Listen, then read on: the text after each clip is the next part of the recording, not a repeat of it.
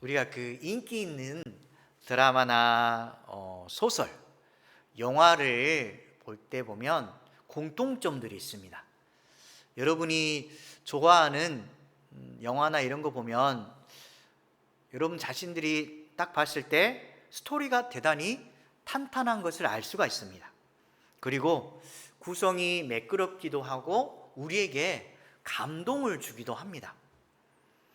우리는 이 소설이나 영화나 어떤 드라마에 대해서 공감을 하게 되고, 특별히 여기서 재밌는 한 가지가 발견되는데, 그것은 반전의 묘미가 있다는 사실입니다. 이렇게 될 줄 알았는데 갑자기 어느 시점에 이르렀을 때 독특한 반전의 효과가 나타났을 때 우리의 가슴이 두근두근 거리기도 하고, 어떻게 이럴 수가 있을까라고 하는데, 드라마나 영화 속에서 이러한 많은 유쾌한 장면이나 또는 흥미진진한 모습을 통해서 특별히 강조하고 싶은 부분을 잘 드러내기도 합니다. 그런데 우리가 이런 영화나 드라마를 보면 가장 통쾌한 장면이 있습니다. 여러분들은 어떤 장면입니까? 저는 봤을 때 마지막 결전에서 놀라운 묘수로 대반전의 승리를 거둘 때가 정말 짜릿함을 느끼게 됩니다. 마음의 시원함과 통쾌함을 느끼기도 합니다. 때로는 우리가 미워하는 사람이 있습니다. 영화상에 정말 저 악한 자는 없앴으면 좋겠다라고 하는데, 어느 한 시점에 이르렀을 때 정말 주인공이 통쾌하게 그를 제거하는 장면을 볼 때 시원한 감정을 느끼기도 합니다.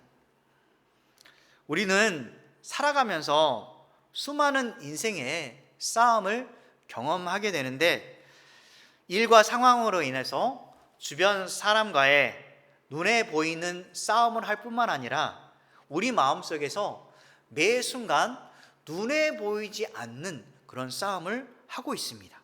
보이는 싸움과 보이지 않는 싸움의 그 치열함. 하지만 싸움의 본질은 하나님이 역사하시나에 달려 있습니다. 항상 우리는 하나님께서 역사하시면 이 본질은 문제가 되지 않는다고 생각하면 분명히 이 모든 것을 넘어갈 수 있을 것입니다. 오늘 말씀은 하나님의 보이지 않는 손길로 인해서 싸움의 판도와 결과가 어떻게 뒤집어지는지 확실히 보여줍니다. 12월 13일 드디어 결전의 순간이 왔습니다. 이 운명의 날, 하만의 남은 세력과 모르드게 유다 세력의 마지막 결전은 어떻게 됐고, 또한 이를 통해서 우리가 어떤 교훈을 받을 수 있는지 함께 살펴보도록 하겠습니다. 오늘 1절에서 보면 모르드게가 왕의 총애를 입고 제국의 2인자가 됩니다. 그리고 덩달아서 어느 누구도 유대인을 함부로 대할 수가 없게 됩니다. 유대인의 위상이 상당히 높여진다는 사실을 알 수가 있는데, 12월 13일 이 결전의 날, 쉽게 말하자면 왕의 어명이 시행되는 날입니다. 얼마나 이 날은 가슴 두근거리는 날일까요? 하만의 조소와 그리고 모르드게의 조소가 충돌이 됩니다.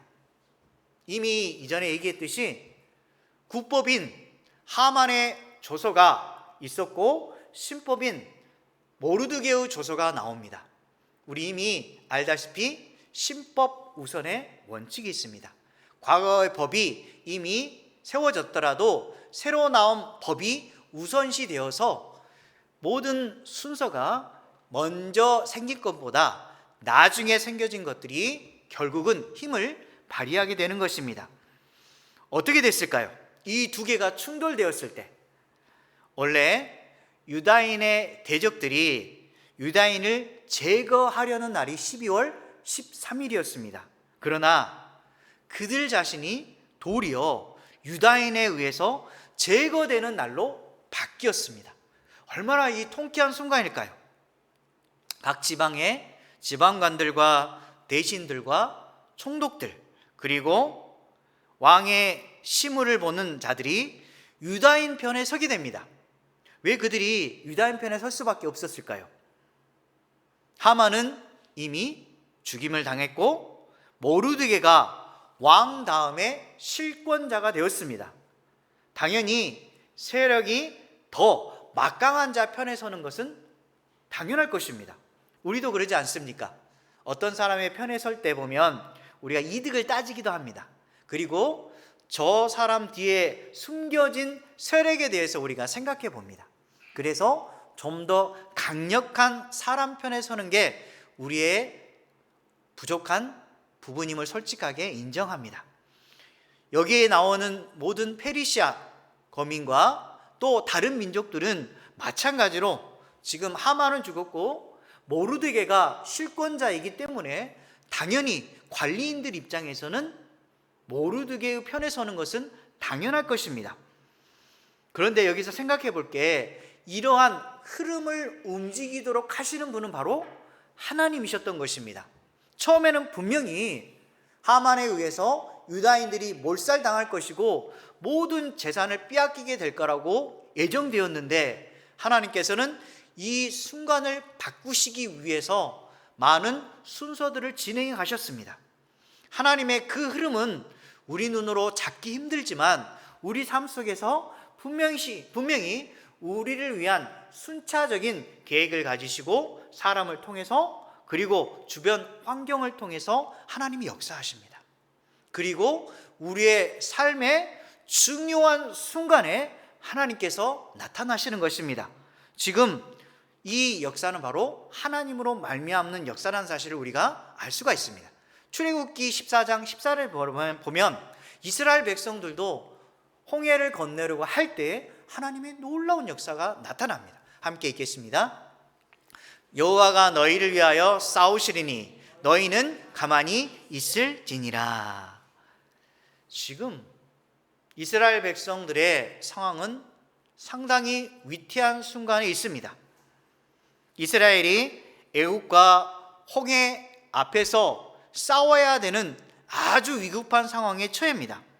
앞은 홍해가 가로막혀 있고 뒤에는 애굽 군대가 쫓아오고 있습니다. 앞으로도 가지 못하고 뒤로 다시 돌아서려고 해도 돌아설 수가 없습니다. 옆에는 모든 것이 꽉 막혀 있고 어떻게 해볼 수 없는 그 상황에서 하나님은 모세의 지팡이를 사용하십니다. 이스라엘 백성들이 모세의 지도력을 따라서 하나님의 말씀에 따라 순종하고 그대로 앞으로 나가려고 합니다. 그때 어떤 일이 벌어졌을까요? 모세의 지팡이를 통해서 홍해가 갈라집니다. 상상하지도 못했던 일들이 이루어지는 것입니다. 우리도 마찬가지로 하나님께서 우리와 함께 하실 때 우리의 이성의 범위를 넘어서서 생각지도 못한 일들이 우리 앞에 펼쳐지기도 합니다. 홍해와 같이 갈라지는 놀라운 역사가 나한테 임할 수 있을까라고 생각할 수 있지만 하나님의 능력은 결코 우리가 생각하지 못한 이성의 한도를 훨씬 초월한 놀라운 역사를 우리에게 보여주시리라 믿습니다. 유다를 공격하려는 압수르 세력도 있었습니다. 그때 등장하는 사람이 왕 중에 히스기야 왕이 있습니다. 그때 어떻게 했을까요? 성전으로 그가 올라갑니다. 왜 올라갔을까요? 하나님 앞에 간절히 기도하기 위해서 갑니다. 왜냐하면 히스기야 왕의 입장에서는 결코 아수르와 싸워서 승리할 수 없기 때문입니다. 그 수많은 군대와 어떻게 싸워서 이길 수 있겠습니까? 그래서 그는 처절하게 하나님 앞에 나아가서 무릎을 꿇습니다. 그가 참을 수 없었던 것은 아수르 왕이 이스라엘 백성을 모멸했을 뿐만 아니라 하나님의 이름을 더럽히는 악한 말을 하기 시작했습니다. 그래야 해서 이 왕의 입장에서는 히스기야 왕은 하나님 앞에 간절한 마음으로 설득하기 시작합니다. 하나님, 이 악한 세력이 하나님의 이름을 욕보이고 있습니다. 하나님 그들의 소리를 듣고 있지 않습니까? 하나님의 이름을 이렇게 모멸시키고 있는데, 악하게 말을 하고 있는데 하나님 두고 보시게만 하시겠습니까? 라고 자신이 하나님 앞에 솔직하게 말하며 또한 하나님을 진심으로 설득하는 기도를 하고 있습니다. 하나님 정말 히스기야의 기도를 응답했을까요? 응답하지 아니하였을까요? 정말 히스기야는 하나님 앞에 진실된 마음을 담아서 얘기하였고, 하나님을 설득할 수 있는 그런 진정 어린 말을 하게 합니다. 여러분들도 아주 든든한 세력이 있는데, 든든한 세력에게 찾아가서 그 사람을 욕하고 미워하고 힘들게 하고, 또한 내 자신도 함께 무너지는 자리에 서게 했을 때 그 사람이 과연 말을 했을 때 도와주지 않을까요?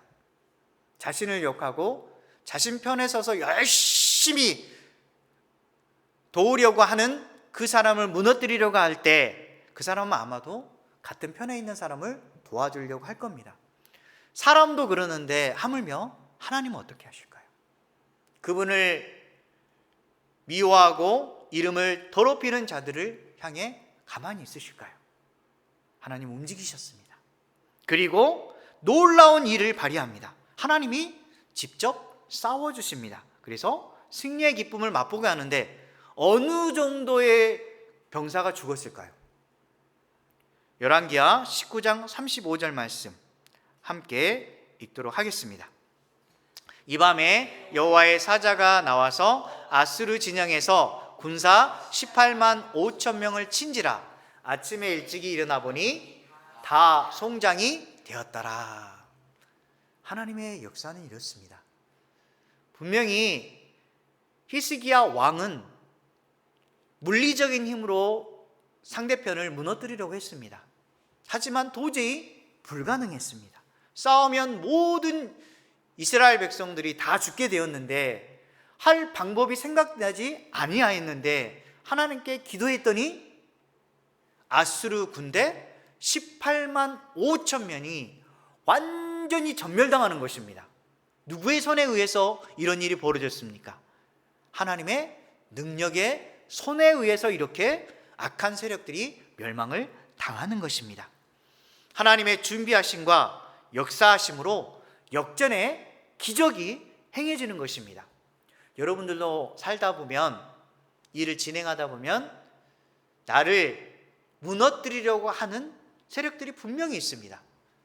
그래서 우리의 삶을 힘들게 하고 또는 말이나 행동에 있어서 우리를 너무 힘겹게 하고 하는 일마다 태클을 거는 그런 사람이 있을 때 정말 어떻게 하면 좋을까?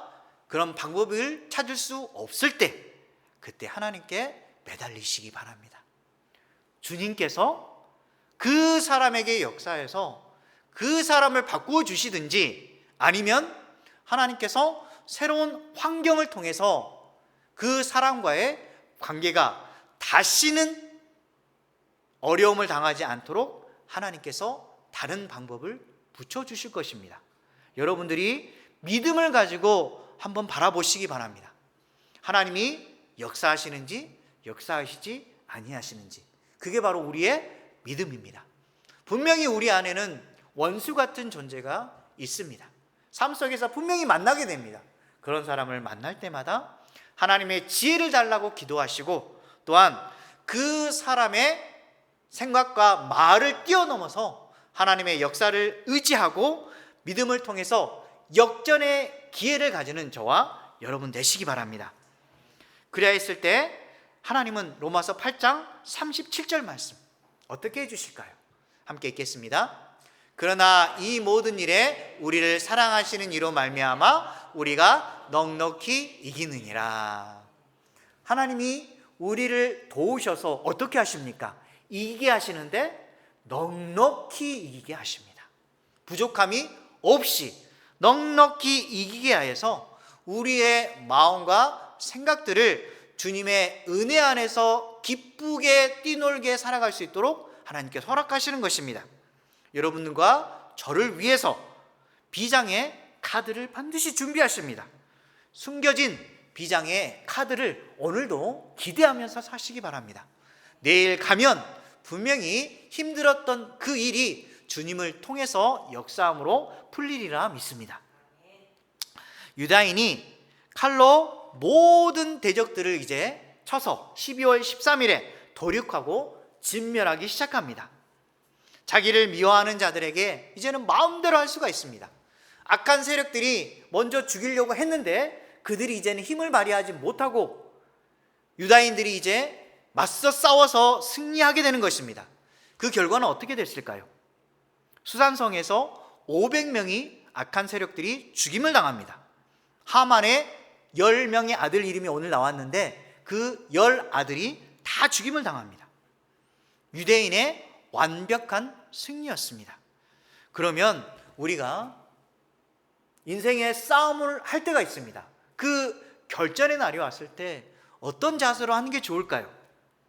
과정과 결과를 오직 하나님 손에 온전히 맡기시기 바랍니다. 잠언서 16장 3절 말씀 함께 읽겠습니다.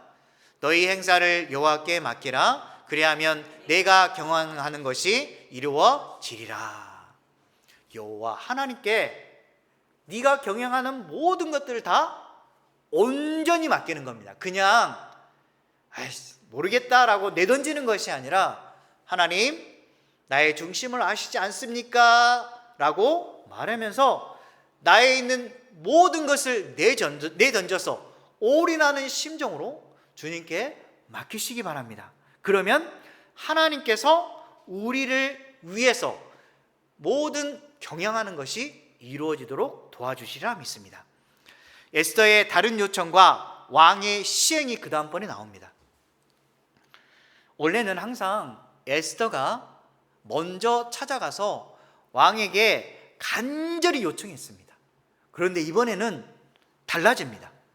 왕이 먼저 에스더의 요청이 무엇인지 물어봅니다. 이제 그대의 소청이 무엇이냐? 곧 허락하겠노라. 그대의 요구가 무엇이냐? 또한 시행하겠노라 라고 왕이 먼저 말하는 것입니다. 그렇다면 에스더의 요청이 무엇이었을까요? 그것은 왕이 만일 좋게 여기시면 항상 왕을 존중하는 투로 먼저 말을 시작합니다. 그리고 오늘 조서대로 행하게 하시고 하만의 10아들의 시체를 나무에 매달게 하소서라고 합니다. 지금 하만의 10아들을 다 죽였는데 어찌 보면 너무 잔인할 수도 있지만 에스더는 강력하게 주장합니다. 하만의 10아들을 나무에 매달아 다른 사람들이 볼 수 있도록 이렇게 허락해 주십시오라고 합니다. 왜 그랬을까요? 너무 잔인해 보일지 모르지만 하만의 아들의 시체를 나무에 매달게 되면 하만의 추종자들마저 두려움에 사로잡힐 것이고 아마도 다시는 반대하는 세력이나 유다인을 죽이려고 하는 그러한 일이 결코 없게 될 것입니다. 강력하게 유다인의 의지를 보여주는 것입니다. 그러면 우리는 어떨까요? 때로는 우리가 마음이 약해질 때가 있습니다. 싸움을 하려고 할 때 사실 마음의 결단을 품고 지금은 무조건 품어줄 때가 아니라 한마디 해야 되겠다라는 그런 시점이 올 때가 있습니다. 아무리 말을 해도 안 듣는 사람이 있습니다. 그때가 되면 단단한 마음을 가지고 분명히 기도했기 때문에 하나님께서 도와주실 거라는 믿음을 가지고 기회가 왔을 때 적극적으로 밀고 나가시기 바랍니다. 그리스도인들이 용서하는 마음이 없네. 어떻게 저렇게 할 수가 있어? 라는 게 아닙니다. 우리는 때로는 강력하게 주님을 위해서라면 불사하고 모든 일을 지혜롭게 강하게 요구하면서 해야 됩니다. 우리 어려운 시절을 거쳤던 백성들입니다. 우리나라 사람들이 6.25를 거치기도 하고 그 전에는 8월 15일 광복절을 맞이했을 때 우리나라의 독립을 위해서 애썼던 투사들이 있습니다. 그들이 가만히 있지 않았습니다. 열심히 기도했고 우리나라를 위해서 이것은 아니라라고 싶을 때 서로 뭉쳤고 기도했고, 그리고 우리나라를 위해서 자신들의 몸을 내던졌습니다. 죽음도 불사하고 자신을 내던졌을 때 8.15 광복절이 우리 안에 들어오는 것입니다. 우리 삶도 마찬가지입니다. 그리스도인이라고 해서 무조건 용서하고 그냥 넘어가는 것은 아닙니다. 때로는 하나님께서 강하게 밀어붙이라고 하면 나가서서, 앞장서서, 나서서 주님을 위해서 싸우는 그런 사람도 돼야 되는 것입니다. 하지만 우리가 때로는 착각해서는 안 됩니다. 주님의 이름을 이용하여서 하나님의 말인 것처럼 이용하여서 다른 상황을 자신의 유리한 쪽으로 치우치는, 자신의 것을 이용해 먹는 그러한 상황이 돼서는 결코 안 됩니다. 우리나라 사람들 중에 그런 사람이 있다라면, 그런 정치가가 있다라면 반드시 회개하고 돌아서야 됩니다. 또한 목회자들도 마찬가지입니다. 자신이 주장하는 것이 옳다라고 여겨지도록 하기 위해서 하나님을 이용해서는 절대 안 됩니다. 오직 여호와의 이름을 높이기 위해서 과감하게 나서는 것이지, 세상에 자신의 이름을 높이기 위해서 절대 앞장서서 잘못된 길에 가서는 안 되는 것입니다. 항상 하나님 앞에 호람대오하면서 주님의 이름을 높이며 싸우시기 바랍니다. 오늘 말씀해 보면 이런 싸움에 있을 때 신명기 11장 25절에 보면 이러한 믿음을 가지고 나아가면 어느 누구도 맞설 수 없음을 알려주고 있습니다. 함께 읽도록 하겠습니다. 너희의 하나님 여호와께서 너희에게 말씀하신 대로 너희가 밟는 모든 땅 사람들에게 너희를 두려워하고 무서워하게 하시리니 너희를 능히 당할 사람이 없으리라. 그렇습니다. 유순한 사람도 있고 대단히 상대방의 마음을 알아주고 부드럽게 살아가는 사람이 있는데, 때로는 그 사람의 행동 속에는 칼을 가지고 다니기도 합니다. 왜냐하면 부드러운 마음을 통해서 상대방을 품어주기도 하지만 때로는 다른 사람을 살리기 위해서 믿음의 칼을 써야 할 때가 있습니다. 그러면 믿음의 칼을 휘두를 때에 하나님께서 뭐라고 말씀하시냐면 너희를 능히 당할 사람이 없게 하겠다라고 말씀하시는 것입니다. 얼마나 힘이 되는 말씀입니까?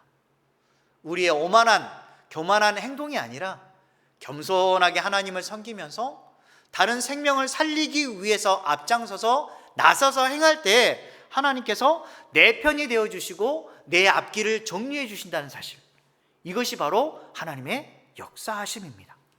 오늘 14일에 보면 수산성에 유다인들이 모이기 시작합니다. 13일 날 결전의 날이 있었고 이제 14일 다음 날에도 모이게 되는데, 이때에 하만의 10 아들이 나무에 매달리게 되었고 또 300명을 도륙하기 시작합니다. 쉽게 말해서 총 810명이 수산성에 죽임을 당하는 것입니다. 각 지방의 도에서는 어떤 일이 벌어졌을까요?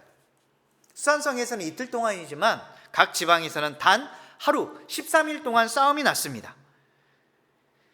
유대인들을 미워하는 자들이 총 7만 5천 명이 도륙을 당합니다.